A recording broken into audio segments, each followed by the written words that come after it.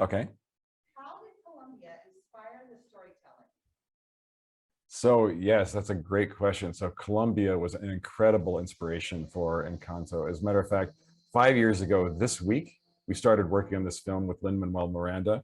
Lin was very keen to have this musical set in Latin America, but none of the three of us knew where it should be set. And so we really started diving in and looking at what setting would be perfect. And Colombia is this amazing crossroads of culture, of music, incredibly diverse families. And what we loved about it was that it's also one of the original places where magical realism came from in literature. And magical realism as a style of literature was a huge inspiration for how we're telling the story of Encanto. Plus, it's just an incredible country. It's got maybe the most biodiverse number of animals and plants anywhere in the world. And we really, 90 minutes is a short amount of time to try to represent the amazing scope of Colombia. But for the last 5 years has been an amazing learning experience for us about that country and how warm and wonderful the families and people are of Colombia. Who is Maribel and why does she feel a little bit out of an outsider in her own family? So Mirabel is the main character of our story in Encanto. And as part of the incredible Madrigal family, she's surrounded by extraordinary people on all sides. So in this world, your gift in your family relates to your role in your family. For instance, Luisa, her sister, is the rock of the family, so she's incredibly strong. Her sister Isabella is incredibly perfect. She's like the perfect example of a madrigal. So flowers actually bloom in her footsteps. She can do no wrong. She's brilliant. Her mother heals with food, and her cousin shape shifts, and it's just an incredible family to be a part of. But I think, like all of us, she might feel a little less than worthy of, and like wondering like what she brings to this family, how this family that she loves so much, how can she be there for her family as much as these other superheroes are.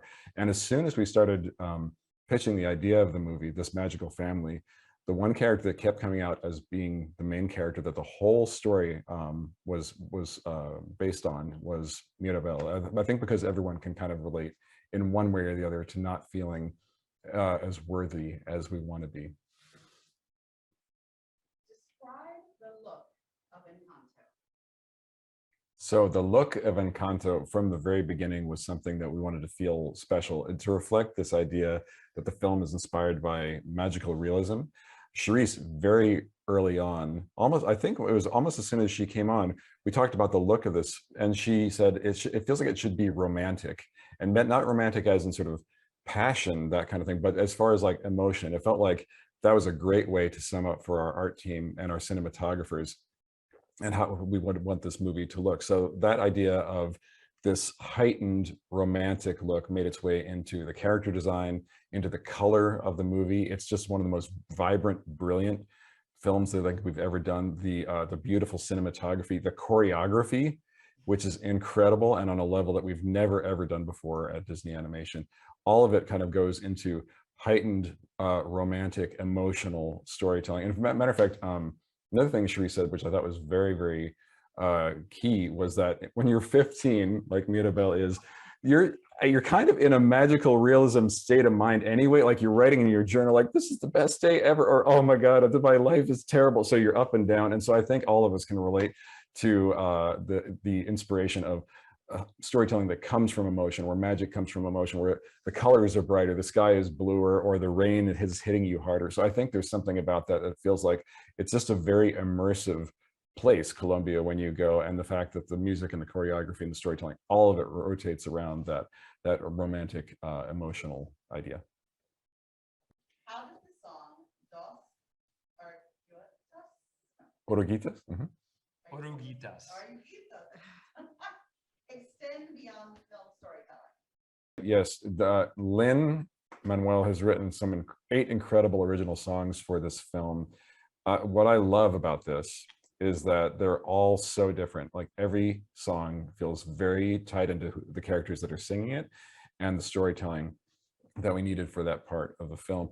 Dos Oruguitas is this tender, beautiful song that Lin wrote. And when he was writing it, he said, I want this song to feel like it's been around for 100 years. Like it could be a song you might hear being played by a singer in a town square, a song that everybody knows. Everyone knows this beautiful, heartfelt, heartbreaking song. And he, to his credit, he did it. He came in with this amazing story of these two people, the love they have for each other, their life that they imagine together, and the unexpected challenges that they face, and that transformation that comes from that. And Dos Oruguitas is also, Lynn told us, the first song he's ever written in Spanish from beginning to end. And it's performed by Sebastian Yatra, who is an incredible Colombian singer. And it is, every time I see it, I tear up. And the beautiful storytelling that our team has done, the animation, the lighting, and that incredible music is just, it really does transcend, like you said, the movie for me. It goes to something so intimate and personal and universal and emotional. So I can't say enough about it. It's one of my favorite songs in the whole piece.